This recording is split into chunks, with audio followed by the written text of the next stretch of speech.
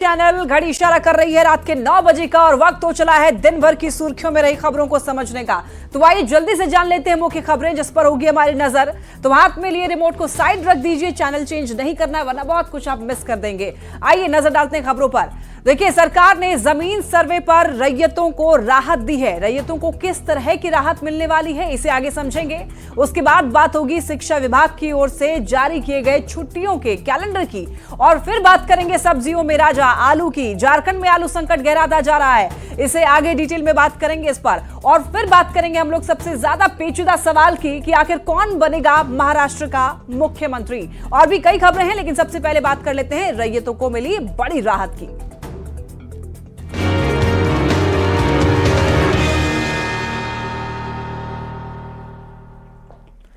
Nitish cabinet की बैठक में 33 एजेंडे पर मुहर लगी है। इसमें सबसे बड़ा फैसला जमीन सर्वे को लेकर लिया गया है। जमीन सर्वे को लेकर लोगों की परेशानी को देखते हुए सरकार ने बड़ी राहत दे दी है। सरकार ने सर्वे की अवधि को बढ़ाने का फैसला लिया है। सरकार ने जमीन सर्वे की डेडलाइन को 6 महीने और बढ़ा दिया है।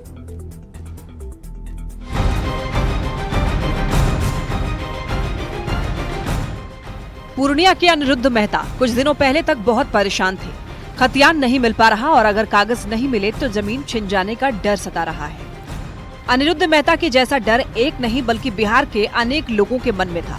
लेकिन ऐसे लोग निश्चिंत हो जाएं, क्योंकि बिहार सरकार उनके लिए बहुत बड़ी राहत लेकर आई है। नीतीश कैबिनेट ने मंगलवार को बिहार जमीन सर्वे यानी कि भूमि सर्वेक्षण की नई संशोधित नियमावली को मंजूरी दे दी है। बंदोबस्ती के जो डेडलाइन डेट्स थे जिस कारण से लोगों को समस्या हो रही थी उसमें परिवर्तन किए गए हैं ताकि लोगों को सहूलियत हो। जैसे जो स्व घोषणा समर्पित करने के लिए अवधि विस्तार करते हुए 180 कार्य दिवस का समय दिया गया है। नई नियमावली के तहत सर्वे की डेडलाइन को 6 महीने बढ़ा दिया गया है। साथ ही जमीन के दस्तावेज जमा करने की समय सीमा को भी बढ़ाकर 3 महीने कर दिया गया है। अब स्व घोषणा के लिए रैयतों को 180 दिन का समय मिला है, यानी कि 31 मार्च तक स्व घोषणा कर सकते हैं। इसके साथ ही रैयत का दावा करने के लिए 60 दिन का समय मिला है और दावे के निपटारे के लिए भी 60 दिन का समय मिलेगा। उस समय से लेकर के 180 कार्य दिवस जो है वो लगभग 31 मार्च तक पहुंचता है, यानी कि इस वित्तीय वर्ष की समाप्ति 31 मार्च तक का समय अब लोगों को रहेगा ताकि वो अपना दस्तावेज, स्वघोषणा और अपनी वंशावली समर्पित कर सके। बिहार सरकार ने इसी साल 20 अगस्त को जमीन सर्वे की प्रक्रिया शुरू की। पहले चरण में ग्रामीण इलाकों में सर्वे का काम चल रहा है। इस दौरान रैयतों को दाखिल खारिज के साथ साथ जमीन के कागजात को लेकर कई तरह की दिक्कतें हुई। लोगों को पंचायत से लेकर सीओ कार्यालय तक के चक्कर लगाने पड़े।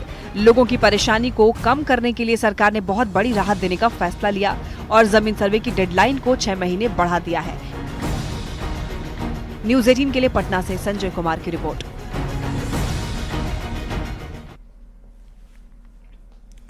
बिहार सरकार ने जमीन सर्वे में आ रही परेशानियों को कम करने के लिए रैयतों को बड़ी छूट दी है। क्या छूट है उसे जानने के लिए आइए जमीन सर्वे पर रैयतों को मिली राहत को समझते हैं। देखिए, दरअसल बिहार में जमीन का सर्वे हो रहा है और रैयतों को सबसे ज्यादा दिक्कत जो है वो दस्तावेज जुटाने की हो रही है, यानी कि डॉक्यूमेंट्स कलेक्ट करने की हो रही है।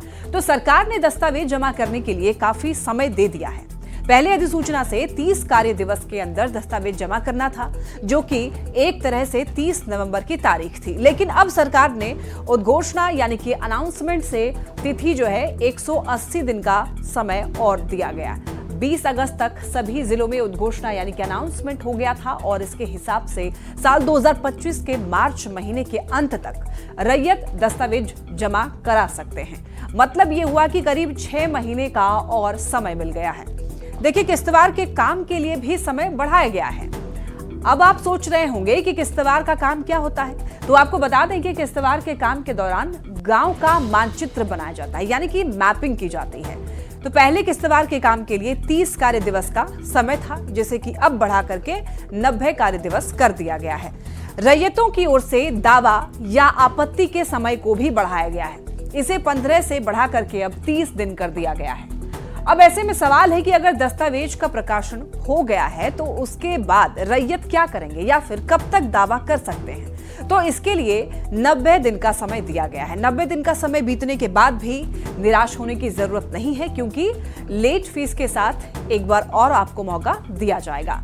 देखिए, सरकार ने लोगों को राहत देने के लिए काफी समय दे दिया है, लेकिन ये समझना भी बहुत जरूरी है कि सरकार किस मकसद से जमीन का सर्वे करा रही है। तो आइए उसको भी समझ लीजिए। देखिए, सरकारी जमीन को कब्जे से मुक्त कराना दरअसल मेन मकसद है और लैंड रिकॉर्ड को पारदर्शी बनाना भी उद्देश्य है। अधूरा भूमि अभिलेख अपडेट होगा इससे, और खासतौर पर भूमि विवाद जो है और वो खत्म होगा, मालिकाना हक का समाधान निकलेगा, सटीक भूमि अभिलेखों से राजस्व और संग्रह में आसानी होगी, भूमि अधिग्रहण की प्रक्रिया जो है वो पारदर्शी हो जाएगी। ऐसे में कई फायदे हैं जमीन सर्वे से, इसी वजह से सरकार जमीन सर्वे करा रही है। चलिए बढ़ते हैं खबरों में आगे। शिक्षा विभाग ने 1 साल के लिए छुट्टी का कैलेंडर जारी कर दिया है। इसका मतलब ये हुआ कि अब शिक्षकों को पर्व त्योहारों में छुट्टी के लिए तरसना नहीं पड़ेगा। तो क्या कहता है ये नया कैलेंडर और कितने दिनों की मिल रही है छुट्टी, इस रिपोर्ट में देखिए।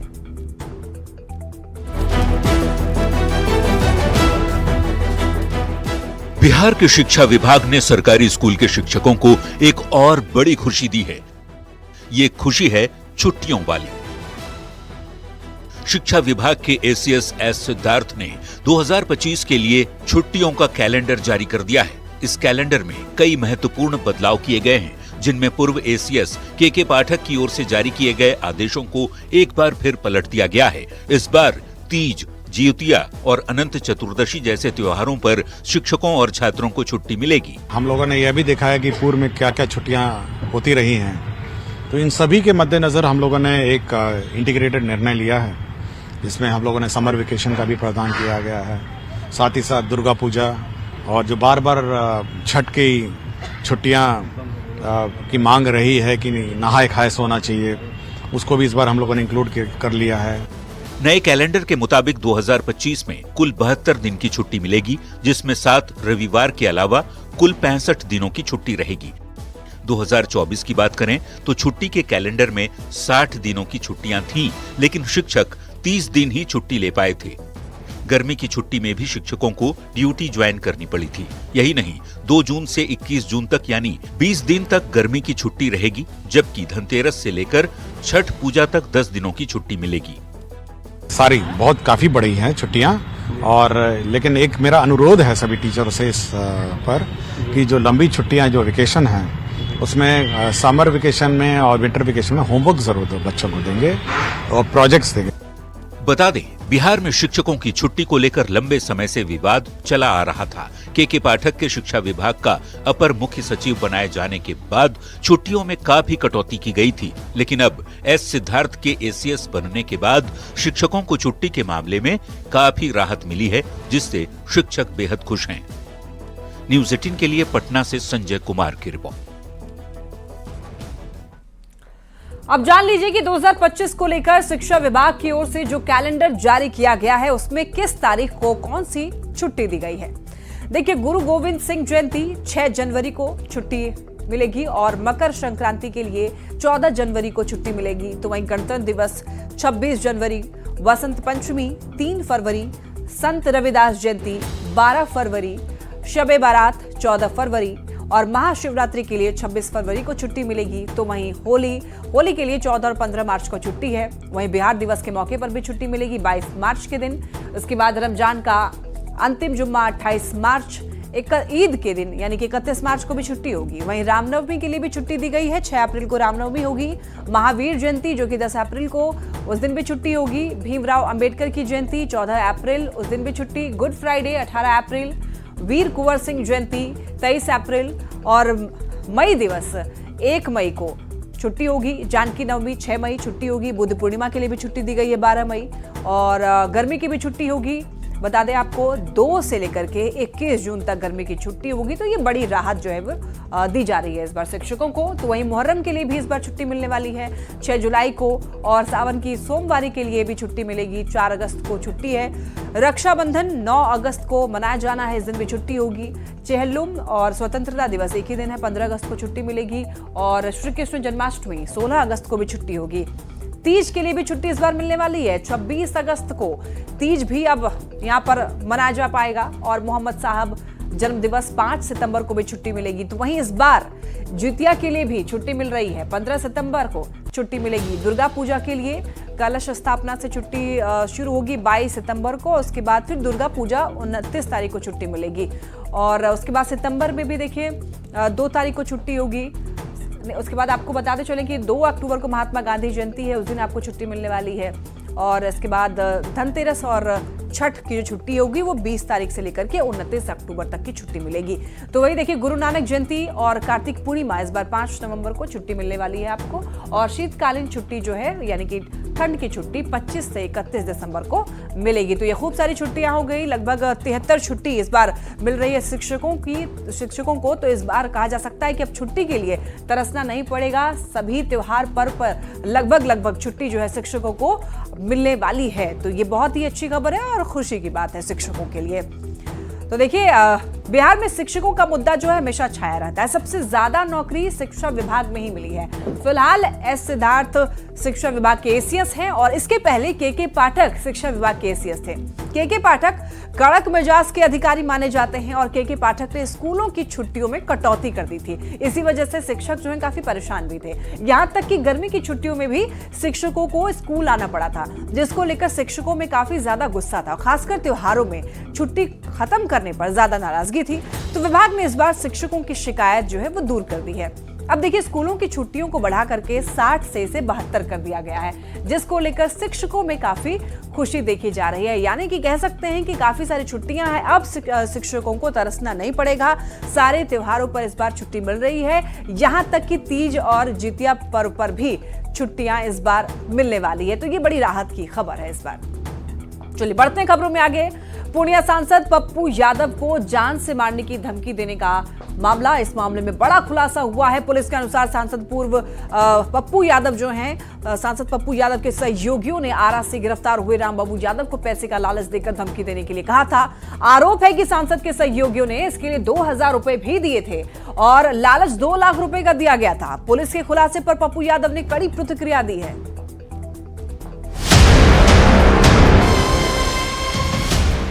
धमकी, धमकी और धमकी। लॉरेंस बिश्नोई गैंग के नाम पर पूर्णिया सांसद पप्पू यादव को इतनी बार धमकी मिलने की खबरें सामने आई कि बिहार का बच्चा लॉरेंस बिश्नोई के नाम से वाकिफ हो गया। लेकिन पूर्णिया सांसद पप्पू यादव को जान से मारने की धमकी देने के ताजा मामले में एक बड़ा खुलासा हुआ है। पुलिस की अगर माने तो सांसद पप्पू यादव के सहयोगियों ने ही आरा से गिरफ्तार हुए रामबाबू यादव को पैसे का लालच देकर धमकी देने के लिए कहा था। माननीय सांसद महोदय हैं, उनके सहयोगियों के द्वारा इनसे कांटेक्ट किया गया और इनको बताया गया कि सांसद महोदय की सुरक्षा बढ़ाने के लिए आवश्यक है कि इस तरह की कोई धमकी का किया जाए और इनको तैयार कराया गया है। इसमें आरोप है कि धमकी देने के लिए 2 वीडियो भी बनवाए गए। सांसद के सहयोगियों ने इसके लिए 2000 रुपए भी दिए थे। लालच 2 लाख रुपए का दिया गया था। सहयोगियों का कहना था कि सांसद की सुरक्षा के लिए इस तरह की धमकी देने की जरूरत है। लेकिन पुलिस ने रामबाबू यादव को आरा से गिरफ्तार किया और पूरे खेल का खुलासा हो गया। मतलब ये कि वीडियो के जरिए धमकी देने वाले रामबाबू यादव का लॉरेंस बिश्नोई गैंग से कोई लेना देना नहीं है। पूर्णिया एसपी का साफ कहना है कि अभी तक जो छानबीन हुई है उसमें ये बात सामने आ रही है कि सांसद की सुरक्षा व्यवस्था को बढ़ाने के लिए इस तरह का धमकी दिलवाया गया था। पुलिस की थ्योरी पर पप्पू यादव ने सवाल खड़े किए। पप्पू यादव ने सोशल मीडिया साइट एक्स पर लिखा है कि आपकी पुलिस मानसिक रूप से दिवालिया हो गई है। वो वही व्यवहार कर रही है जो दिवंगत कांग्रेस एमएलए हेमंत शाही जी को गोली लगने पर तत्कालीन सरकार और प्रशासन ने किया था। उन पर घायल होने की नौटंकी का आरोप लगाया। बाद में इलाजरत हेमंत जी की मृत्यु हो गई थी। पुनः वही हो रहा है। मुंबई में बाबा सिद्दीकी की हत्या के बाद से अब तक पप्पू यादव को करीब 20 बार धमकी दी गई। इसमें 2 लोगों की गिरफ्तारी हुई। पहली धमकी जिसने दी उसका लॉरेंस गैंग से कोई कनेक्शन सामने नहीं आया और अब जिसने वीडियो भेजकर धमकी दी थी, पुलिस का कहना है कि उसे पैसे का लालच देकर सांसद के सहयोगियों ने ही धमकी दिलवाई। सच क्या है ये तो जांच के बाद ही पता चल पाएगा। न्यूज़ 18 के लिए पूर्णिया से कुमार प्रवीण के साथ ब्यूरो रिपोर्ट। पप्पू यादव को धमकी मामले में नया एंगल जान लीजिए। देखिए पप्पू यादव जो है पूर्णिया के सांसद हैं, बावजूद उसके पप्पू यादव को करीब 20 बार धमकी मिली है। पप्पू यादव ने बाबा सिद्दीकी की हत्या के बाद लॉरेंस बिश्नोई को लेकर के एक बयान दिया था और इसके बाद से लगातार लॉरेंस गैंग के नाम पर पप्पू यादव को धमकी मिल रही है। ताजा धमकी वीडियो के जरिए दी गई थी और वीडियो वाले आरोपी को पुलिस ने आरा से पकड़ा। अब पुलिस की पूछताछ में आरोपी ने एक बड़ा खुलासा किया है। आरोप है कि पप्पू यादव को धमकी दिलवाने के लिए उनके सहयोगियों ने ही कहा था। आरोपी का कहना है कि उसे इसके लिए 2000 रुपए दिए गए और दरअसल 2 लाख देने का वादा किया गया था। पुलिस की थ्योरी पर अब पप्पू यादव ने सवाल उठाया है। अब सवाल यह है कि धमकी मामले में कौन आखिर सच बोल रहा है। क्या सुरक्षा बढ़ाने के लिए धमकी दिलवाई गई? इस बात में कितनी सच्चाई है वो जांच के बाद पता चलेगा। ये जांच का विषय है, लेकिन पप्पू यादव ने पुलिस पर सवाल उठा दिए हैं और पुलिस की मानसिक स्थिति पर भी पप्पू यादव ने बोला है। चलिए बढ़ते हैं खबरों में आगे। झारखंड में आलू की कीमत और किल्लत पर बवाल मचा हुआ है। पश्चिम बंगाल से आलू नहीं आने के कारण दाम लगातार बढ़ रहा है, जिससे आम जनता की जेब जो है वो ढीली हो रही है। हेमंत सरकार बातचीत का आश्वासन दे रही है और उधर है कि ममता बनर्जी के तेवर नरम नहीं पड़ रहे हैं। देखिए रिपोर्ट। 33 मामलों में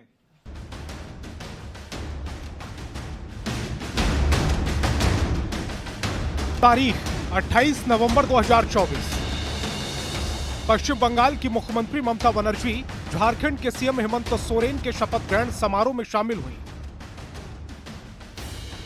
ये जताने की पूरी कोशिश की गई कि हम साथ साथ हैं, पर यह कैसा साथ कि अगले ही दिन 29 नवंबर को ममता बनर्जी ने बंगाल से दूसरे राज्यों में आलू ले जाने पर रोक लगा दी।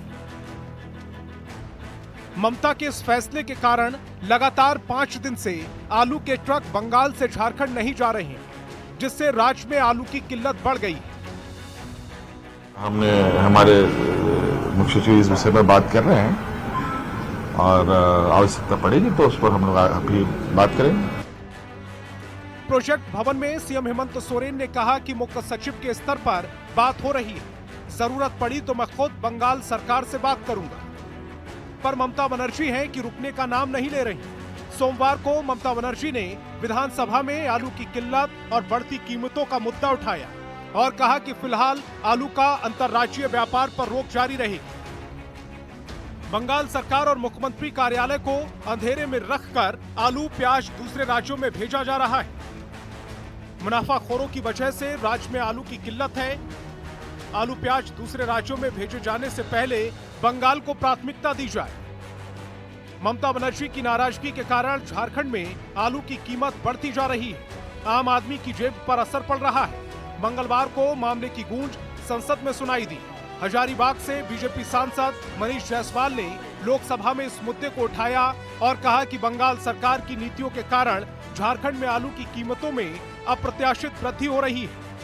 ये जो इंटर स्टेट ट्रेड है और अगर उत्पादन कम है तो जो प्राइस का जो संतुलन है वो पूरे देश में एक बराबर बना रहे, इसके लिए केंद्र का हस्तक्षेप जरूरी हो गया। अध्यक्ष महोदय, एक ओर हेमंत सरकार बातचीत का भरोसा दे रही है तो दूसरी ओर बंगाल सरकार ने टास्क फोर्स को दूसरे राज्यों में भेजे जा रहे आलू पर नजर रखने के निर्देश दिए। लिहाजा ये देखना होगा कि आलू पर सियासी संग्राम कब थमता है और कब लोगों को राहत मिलती है। रांची संवाददाता गौरव झा के साथ ब्यूरो रिपोर्ट, न्यूज 18।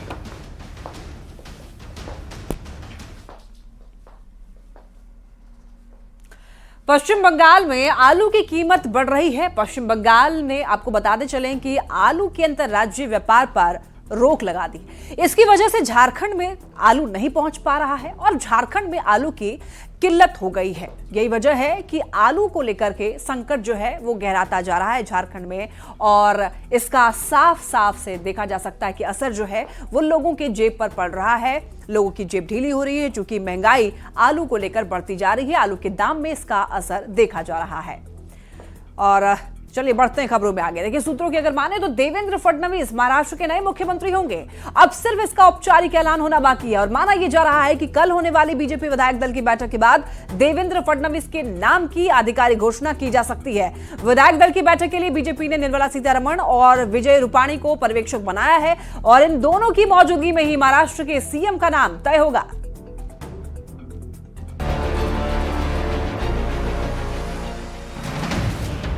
कुछ घंटों में महाराष्ट्र को मिलने वाला है नया सीएम।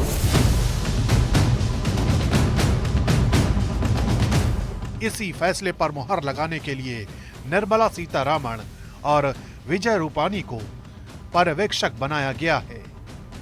इन दोनों की ही मौजूदगी में महाराष्ट्र के सीएम के नाम का औपचारिक ऐलान किया जाना है। दल की बैठक कब होगी, किस तारीख को होगी, तभी हम लोग वहां जाकर सबको मिलेंगे और फिर पूरा हाईकमांड को बताएंगे। महायुति को महाराष्ट्र की जनता ने अभूतपूर्व मैंडेट दिया है, लेकिन सीएम के नाम पर सहमति पर जो सस्पेंस बना है उसको लेकर नाराजगी की खबरें भी आ रही हैं। यही वजह है कि शिवसेना शिंदे गुट की तरफ से ऑल इज वेल का दावा किया जा रहा है। दीपक केसकर का कहना है कि कहीं कोई नाराजगी नहीं है। साहब ने तो क्लियर कट 5 दिन पहले बोला है कि मुझे कोई ये नहीं है, जो मोदी साहब और शाह साहब बोलेंगे मेरे लिए वो फाइनल है। इस बीच महाराष्ट्र के कार्यवाहक सीएम एकनाथ शिंदे के बेटे श्रीकांत शिंदे ने उन दावों को खारिज कर दिया जिसमें ये कहा जा रहा था कि श्रीकांत शिंदे को महाराष्ट्र का डिप्टी सीएम बनाया जा सकता है। एक्स हैंडल पर श्रीकांत शिंदे ने ऐसी खबरों को अफवाह बताया है। महाराष्ट्र में सीएम के नाम पर कयासों के दौर के बीच अजित पवार के दिल्ली दौरे ने हलचलों को और तेज कर दिया है। फिलहाल अब सारी जिम्मेदारी विजय रूपानी और निर्मला सीतारामन पर है, जिन्हें हर कयास पर विराम लगाने की भूमिका सौंपी गई है। और इसी के साथ इस बुलेटिन में इतना ही। तमाम खबरों के लिए आप देखते रहिए News 18।